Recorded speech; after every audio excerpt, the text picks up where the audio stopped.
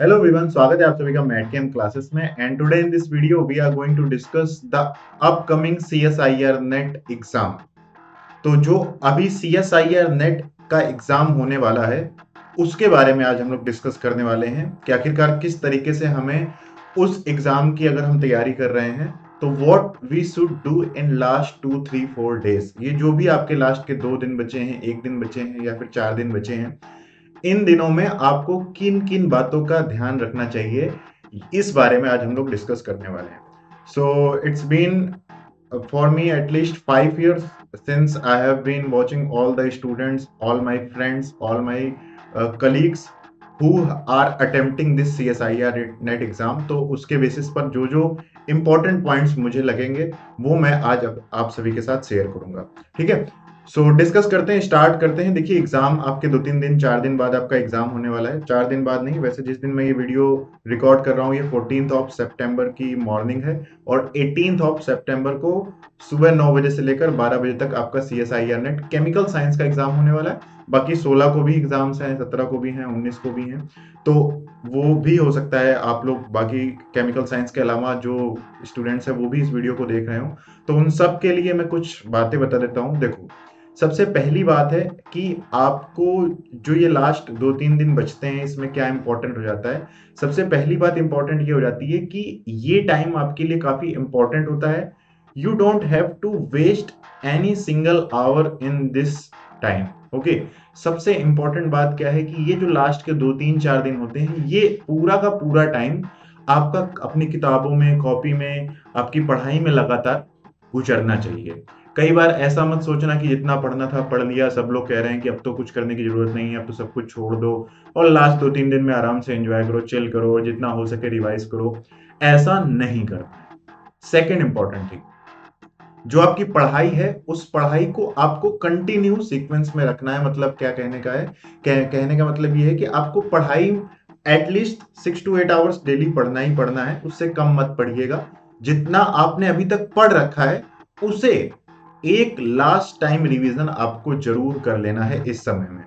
तो जिन लोगों ने अभी तक एक बार भी अपना जितना पढ़ा, जितना भी सिलेबस आपने पढ़ा हुआ है, अगर उसे आपने एक बार भी अभी तक रिवाइज नहीं किया है, देन भाई आप बिल्कुल दिनों रात सब कुछ छोड़ दीजिए, खाना पीना सब कुछ छोड़ दीजिए और एटलीस्ट एक बार सिलेबस को पूरा रिवाइज जरूर कर लीजिए।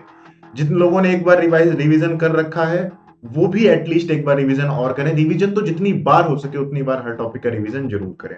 ठीक है, सेकेंड इंपॉर्टेंट थिंग कि अगर आपने अभी तक कोई भी मॉक टेस्ट, कोई भी ऑल इंडिया लेवल का मेजर टेस्ट, एक्चुअल टेस्ट, जैसे CSIR नेट का जैसा एक्चुअल टेस्ट होता है वैसा टेस्ट अगर आपने अभी तक कोई भी टेस्ट नहीं दिया है, देन आपको एक टेस्ट देने की जरूरत है। You should attempt at least a single major test of 3 hours in this last 2 3 days.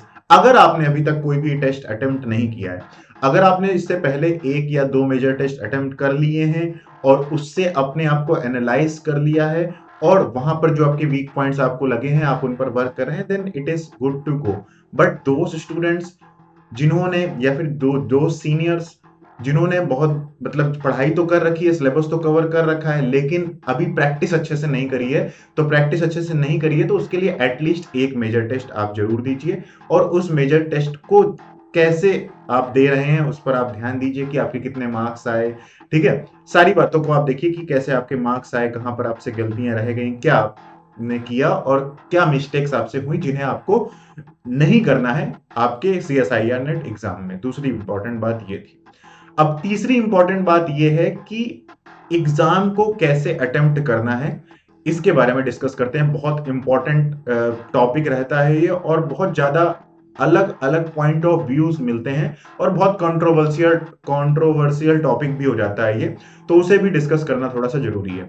सबसे इंपॉर्टेंट बात है, अगर आपने इससे पहले टेस्ट दिए हैं, अगर आपने इससे पहले मॉक टेस्ट दिए हैं, मेजर टेस्ट दिए हैं, देन आपकी खुद कोई ना कोई एक पर्सनल स्ट्रेटजी आपको पता चल गई होगी कि मैं इस तरह से एग्जाम देता हूं, तो आप उसी तरह से एग्जाम देते हुए जाइएगा जैसा अभी तक आप एग्जाम देते आए हैं। जो भी स्ट्रेटजी आप फॉलो करते हैं टेस्ट में, वही स्ट्रेटजी आप एग्जाम में फॉलो करिएगा जाकर।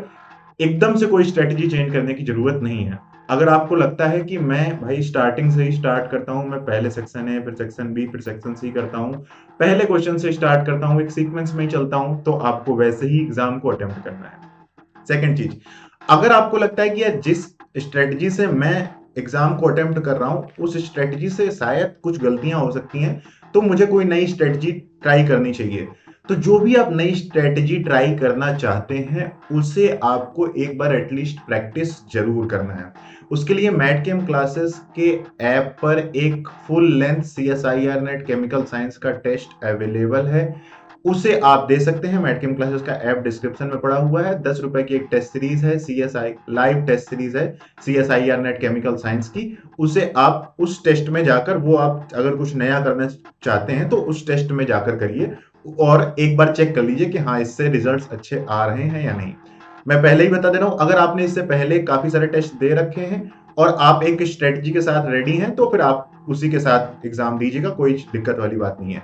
नहीं तो मैं एक स्ट्रेटजी की डिस्कशन कर लेता हूं। वैसे हम लोग जो इन जनरल सबसे बेसिक स्ट्रेटजी CSIR नेट की होती है वो ये होती है मैक्सिमम स्टूडेंट्स की, कि स्टूडेंट्स क्या करते हैं, पहले 1.5 आवर में या फिर पहले 1 आवर 15 मिनट्स में सेक्शन सी को हम लोग कंप्लीट करते हैं। उसमें से 60 क्वेश्चंस को अटेम्प्ट करते हैं। जो 25 क्वेश्चंस सही लगते हैं उन्हें हम पहले 1 आवर 15 मिनट में निपटा कर खत्म कर देते हैं। इसके बाद नेक्स्ट जो 30 to 45 मिनट्स का टाइम होता है उसमें हम सेक्शन बी पर वर्क करते हैं और उसके बाद नेक्स्ट हाफ एन आवर हम सेक्शन ए पर वर्क करते हैं और उसके बाद फिर लास्ट हाफ एन आवर में हम पूरे एग्जाम में मार्क फॉर रिव्यू के क्वेश्चंस देखते हैं। ये तो इन जनरल स्ट्रेटजी है। लेकिन जैसे मैंने कहा कि जनरल स्ट्रेटजी काम नहीं करती है, आपका अपना नेचर है, आपने अपने हिसाब से टॉपिक्स को पढ़ा है, अपने हिसाब से आपने सिलेबस कंप्लीट किया है, तो हर बंदे की, हर कैंडिडेट की अपनी एक पर्सनल स्ट्रेटजी होती है।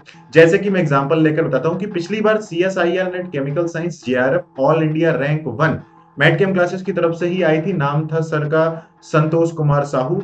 उन्होंने जो एग्जाम अटेम्प्ट किया था उनकी एग्जाम की स्ट्रेटजी क्या थी उससे मैं आप सभी के साथ शेयर करना चाहता हूं। उन्होंने क्या करा था, उन्होंने सबसे कहा पहले बताया कि मैंने सबसे पहले स्टार्टिंग के हाफ आवर में सेक्शन बी को अटेम्प्ट किया और सेक्शन बी में जैसा हम जानते हैं कि 40 क्वेश्चंस होते हैं, 35 क्वेश्चंस करने होते हैं और 2-2 मार्क्स के क्वेश्चन होते हैं और ये थोड़े से इजी क्वेश्चंस होते हैं और इन्हें करने में ज्यादा समय नहीं लगता है। तो उन्होंने कहा कि मैंने पहले 30 मिनट में सेक्शन सी को किया।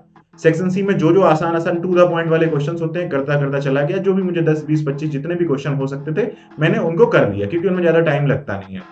इसके बाद नेक्स्ट 1 आवर में उन्होंने सेक्शन सी पर वर्क किया और सेक्शन सी में 60 क्वेश्चन अटेम्प्ट किए। उसके बाद उनमें जो जो उनको कमियां लगी, जो जो उनको प्रॉब्लम लगी, वो सारी की सारी चीजों में उन्होंने बढ़िया से अटेम्प्ट किया और क्वेश्चन को सबमिट किया सेक्शन सी को।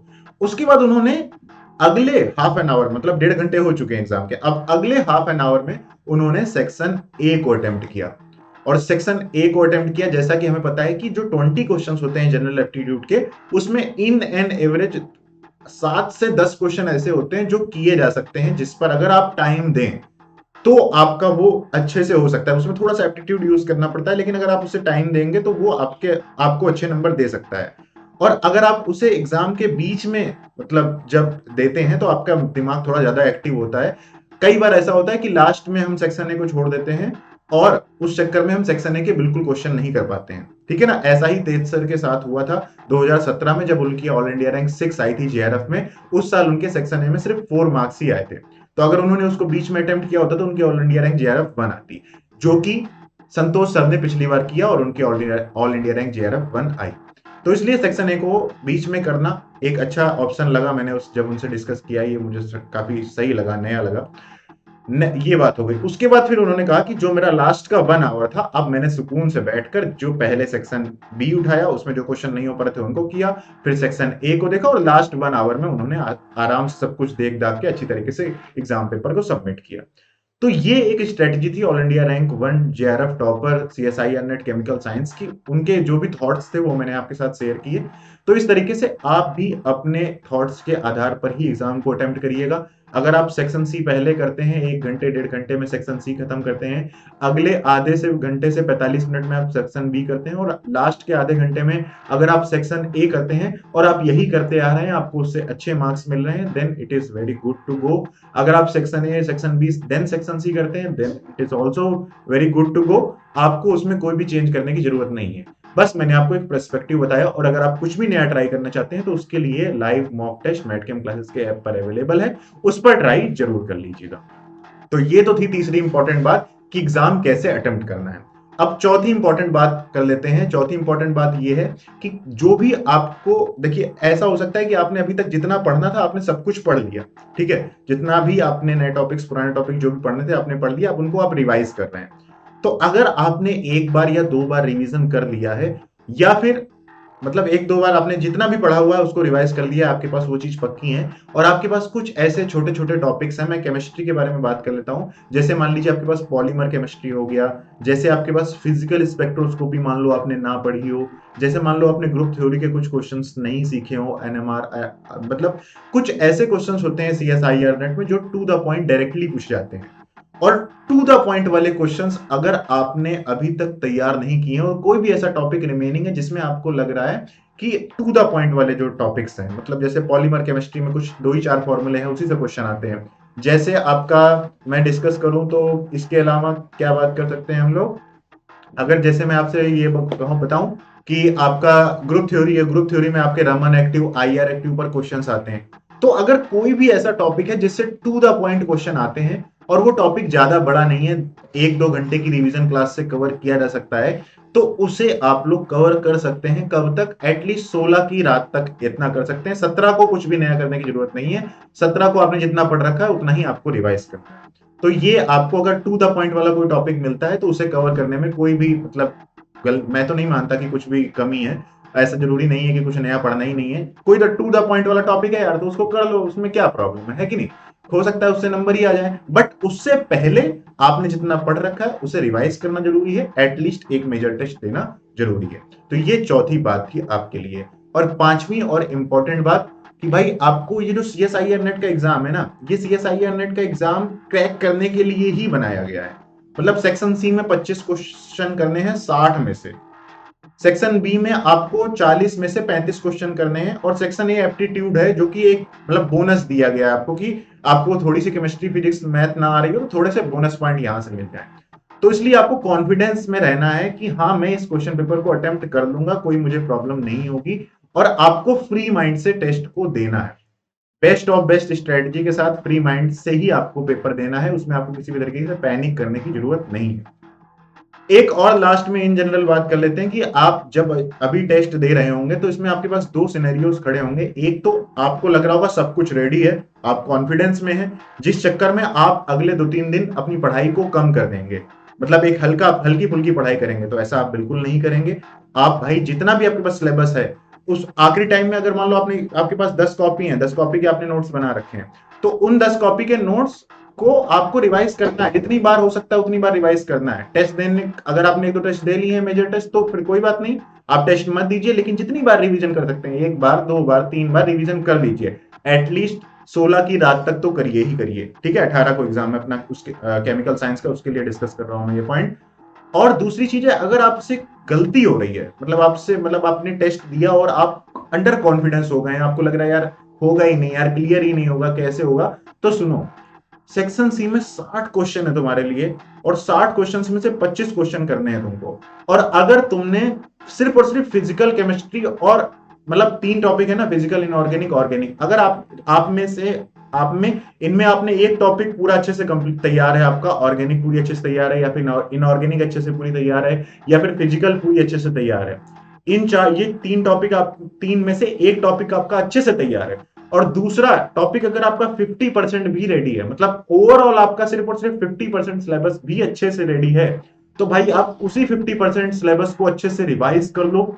क्योंकि सेक्शन सी में इनऑर्गेनिक ऑर्गेनिक फिजिकल तीनों के 20-20 क्वेश्चन आएंगे। तो तीनों में अगर तुम 10 क्वेश्चन भी कर पाओ, या फिर तीनों में से अगर तुम मान लो 7 क्वेश्चन भी कर पाओ, तब भी तुम 20 क्वेश्चंस कर सकते हो।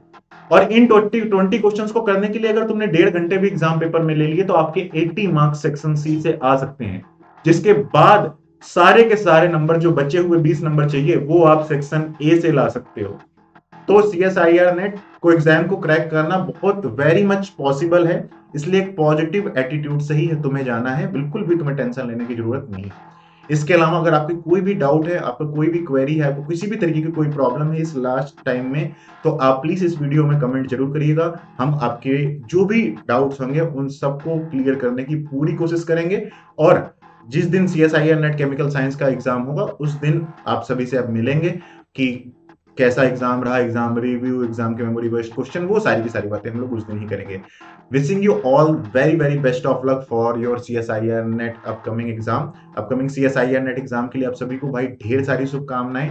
आप अच्छा करोगे, आपने जितना पढ़ा हुआ है बस आपको उसे एक अच्छी तरीके से बस डिलीवर करने की जरूरत है और कुछ भी नहीं, ठीक है। So all the very best to all of you and thank you so much guys for watching this video.